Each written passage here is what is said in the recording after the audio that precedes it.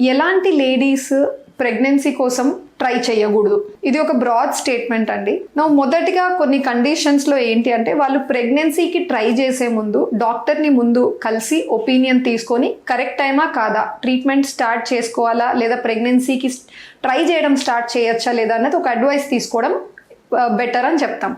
కొన్ని కండిషన్స్లో అసలు ప్రెగ్నెన్సీనే మీరు వెళ్ళకూడదండి, అలాంటి సిచ్యువేషన్ మీరు ప్రెగ్నెన్సీ వస్తే మీ ప్రాణానికే అపాయం, అసలు వద్దు అని చెప్పేస్తాం. So 2 conditions.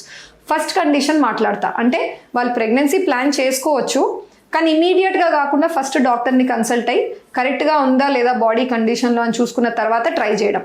వీటిలో ఎవరెవరు వస్తారు? ఫస్ట్ వచ్చేసి ఏమన్నా మెడికల్ కండిషన్స్ ఉన్నాయి, షుగర్ ఉంది, షుగర్ బాడీలో బ్లడ్ లెవెల్స్ కంట్రోల్లో అస్సలు లేవు, చాలా హైగా ఉన్నాయి. సో ఇలాంటి సిచ్యువేషన్లో మీరు అది కంట్రోల్ చేసుకోకుండా డైరెక్ట్గా ప్రెగ్నెన్సీకి అటెంప్ట్ చేస్తే ప్రెగ్నెన్సీ వచ్చినా కూడా మిస్క్యారేజ్ అవ్వడం లేదా బేబీ ప్రాబ్లమ్స్తో పుట్టడం అవకాశాలు చాలా హైగా ఉంటాయి, అందుకని వెయిట్ చేయమంటారు. సెకండ్ వచ్చేసి బీపీ కంట్రోల్లో లేదు. బీపీ కంట్రోల్లో లేదు అంటే కూడా ప్రెగ్నెన్సీ సేమ్ మిస్క్యారేజ్ ప్రాబ్లం లేదా బేబీ సరిగ్గా పెరగదు, బ్లడ్ అందదన్నమాట బేబీకి. సో ఇలాంటి కండిషన్స్లో డైరెక్ట్గా ట్రై చేయొద్దు. థర్డ్ వచ్చేసి కార్డియాక్ ప్రాబ్లమ్స్, హార్ట్ డిసీజెస్ కొన్ని ఉంటాయి. హార్ట్ డిసీజెస్ ఎన్నో రకాలు ఉంటాయండి. కొన్ని డిసీజెస్ ప్రెగ్నెన్సీకి సేఫే కానీ డాక్టర్ సూపర్విజన్లో, బట్ కొన్ని డిసీజెస్ మాత్రం అసలు ప్రెగ్నెన్సీ సేఫ్ కాదు అని చెప్తాం. సో ఇలా మెడికల్ కండిషన్స్ ఉంటే మాత్రం ముందు చూసుకొని తర్వాతే ట్రై చేయండి. సెకండ్ వచ్చేసి ఏదన్నా యాక్టివ్గా ఇన్ఫెక్షన్స్ ఉన్నాయి. ఇన్ఫెక్షన్స్ అంటే కొన్ని చాలా మందికి తెలియదండి, వాటిని బ్యాక్టీరియల్ ఇన్ఫెక్షన్స్, క్లెమీడియా, గొనెరియా అని ఇలా అంటాం అనమాట.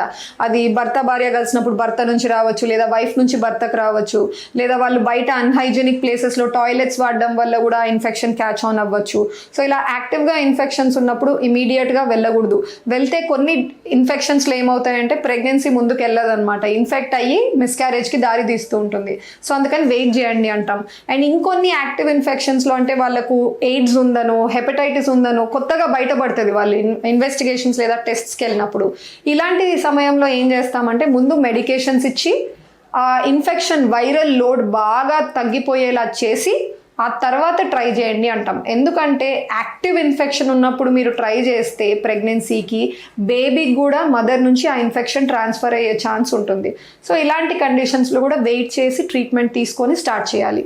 థర్డ్ వచ్చేసి జెనెటిక్ కండిషన్స్, తన ఫ్యామిలీలో కానీ మదర్స్ సైడ్ లేదా ఫాదర్స్ సైడ్ కానీ ఇష్యూస్ ఉన్నాయి, సమ్ జెనెటిక్ ప్రాబ్లం రన్ అవుతూ ఉంది వంశం పారపర్యంగా.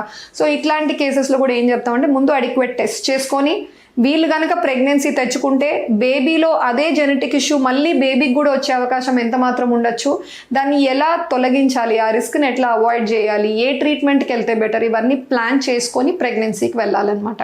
సో ఇటువంటి కండిషన్స్లో డైరెక్ట్గా జంప్ చేసి ట్రై చేయకుండా డాక్టర్ ఒపీనియన్ తీసుకొని రైట్ టైం చూసుకొని ప్రెగ్నెన్సీ ప్లాన్ చేయాల్సి ఉంటుంది. కొన్ని కండిషన్స్ ఎలా ఉంటాయంటే తను ఎప్పటికీ ప్రెగ్నెంట్ కాకూడదు, బికాస్ ప్రెగ్నెంట్ అయితే ప్రెగ్నెన్సీలో తన ప్రాణం పోయే అవకాశం కూడా ఉండొచ్చు అన్న అటువంటి మెడికల్ కండిషన్స్ ఉంటాయండి. Certain conditions like very severe heart diseases లేదా ఐజన్మెంగర్ సిండ్రోమ్ అని ఒకటి ఉంటుంది. సో ఇటువంటి కండిషన్స్ లైఫ్ థ్రెటనింగ్ అనమాట ప్రెగ్నెన్సీ ఉంటే. సో అందుకని వాళ్ళని ఏం చెప్తామంటే వాళ్ళ ఎగ్స్ భర్త కణాలతో పిండం ఏర్పాటు చేసి ఆ పిండాన్ని సరగేట్ మదర్లో వేరే లేడీ జెస్టేషనల్ క్యారియర్ అంటాం.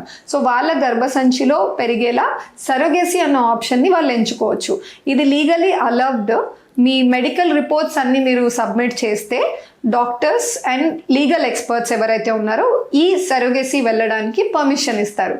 సో ఆ రిక్వైర్డ్ పర్మిషన్స్ తెచ్చుకున్న తర్వాత ఈ ప్రొసీజర్ ద్వారా వాళ్ళ ఓన్ జీన్స్తో ఒక బేబీని వాళ్ళు కనే అవకాశం కుదురుతుంది. పీరియడ్ కంప్లీట్ అయిపోయిన తర్వాత మళ్ళీ బ్లీడింగ్ కనపడితే ఇది డేంజరస్సా, రీజన్స్ ఏమై ఉండొచ్చు, ఎప్పుడు డాక్టర్ని కన్సల్ట్ చేయాలి. బ్లీడింగ్ అన్నది పీరియడ్ టైంలో అందరు లేడీస్కి ఎక్స్పెక్టెడే అండి. కొంతమందికి 2 days బ్లీడింగే అవుతుంది, కొంతమందికి 5 to 6 days బ్లీడింగ్ అవ్వచ్చు. సో వాళ్ళ క్లారిటీ ఉంటుంది, ఓకే నాకు వచ్చినప్పుడల్లా పీరియడ్ ఇన్ని డేస్ అవుతుంది అని. అండ్ అది పూర్తిగా కంప్లీట్ అయిన తర్వాత కొన్నిసార్లు ఒక 2-3 days తర్వాత మళ్ళీ బ్లీడింగ్ కనపడచ్చు.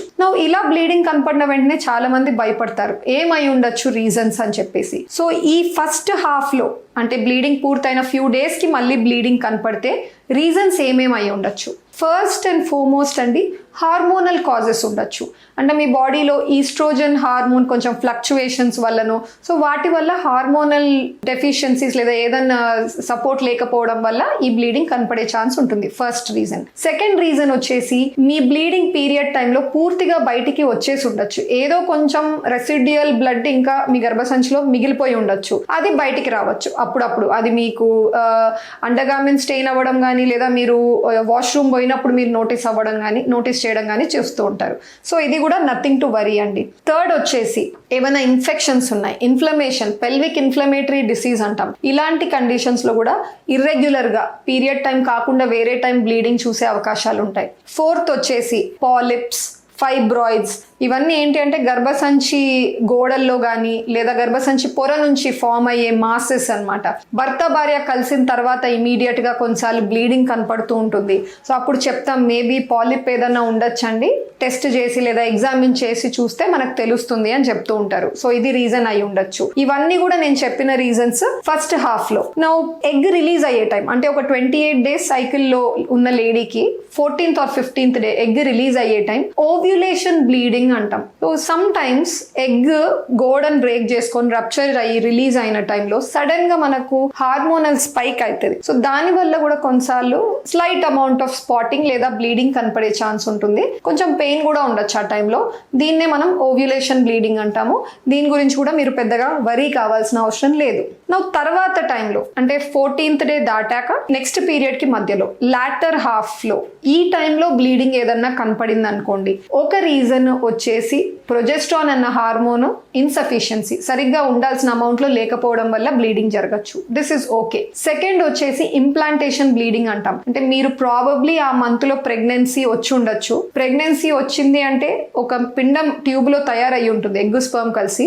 ఆ పిండం మళ్ళీ గర్భసంచికి వచ్చి గర్భసంచి గోడల్లో అతుక్కునే సమయంలో కొన్నిసార్లు బ్లడ్ వెజల్స్ బ్రేక్ అయ్యి స్లైట్ అమౌంట్ ఆఫ్ బ్లీడింగ్ అయ్యే ఛాన్స్ ఉంటుంది. దాన్ని మనం ఇంప్లాంటేషన్ బ్లీడింగ్ అంటాం. ఈ ఇంప్లాంటేషన్ బ్లీడింగ్ ఎప్పుడైనా జరగచ్చండి ఓవ్యులేషన్ తర్వాత. అంటే మీ 14th or 15th day egg release అయిపోయిన తర్వాత నెక్స్ట్ 5 to 9 days లో ఎప్పుడైనా జరగచ్చు. Some times near to the period కూడా అవ్వచ్చు. కొంతమంది ఇంప్లాంటేషన్ బ్లీడింగ్ నే పీరియడ్ అనుకుంటారు, కానీ వాళ్ళు ప్రాబబ్లీ ప్రెగ్నెన్సీతో ఉండొచ్చు కూడా. అందుకనే ఆల్వేస్ కొంచెం డిఫరెన్స్ గా అనిపించిన, అంటే మీ పీరియడ్ ఎప్పుడు లాగా లేదు, కొంచెం ముందు వచ్చింది లేదా కొంచెం లేట్ వచ్చింది, అండ్ మీరు భర్త భార్య యాక్టివ్ గా ప్రెగ్నెన్సీ కోసం ట్రై చేస్తున్నట్టయితే సింపుల్ యూరిన్ ప్రెగ్నెన్సీ టెస్ట్ మాత్రం చేసి చూసుకోండి. ఇలా ఇర్రెగ్యులర్ బ్లీడింగ్ పీరియడ్ టైం కాకుండా వేరే టైం బ్లీడింగ్ ఎక్స్పీరియన్స్ అయిన వెంటనే పరిగెత్తాలా డాక్టర్ దగ్గరికి? పర్లేదు, 1 cycle మీరు అబ్జర్వ్ చేయొచ్చు. ఏదన్నా మీ యాక్టివిటీయో, స్ట్రెస్ వల్లనో, ఫుడ్ వల్లనో, సమ్ చేంజెస్ వల్ల ఇలా జరగచ్చు. కానీ ఇదే ఫినామినన్ మీకు ప్రతి సైకిల్ రిపీట్ అవుతుంటే మాత్రం ఒకసారి కన్సల్ట్ అవ్వండి డాక్టర్ని. సెకండ్, ఒకవేళ ఈ బ్లీడింగ్ మీరు after every intercourse husband wife కలిసిన